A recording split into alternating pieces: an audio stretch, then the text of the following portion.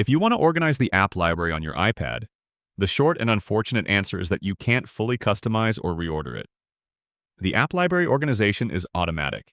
Your apps are grouped by Apple's preset categories, and you can't move apps between folders.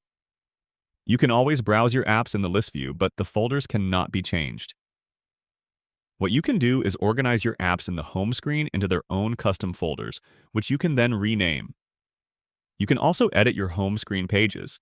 So if you'd like to hide a page entirely, that's one option. Just tap and hold an empty space, choose Edit from the top left corner, and then tap Edit Pages.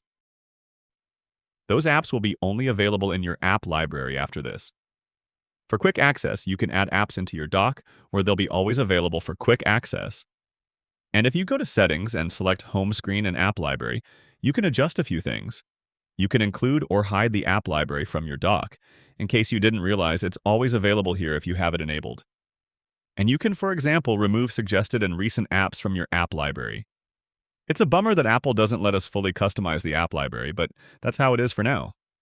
Leave a comment if you have any questions, and click that like button if this was helpful. It really helps my small channel. Thanks all.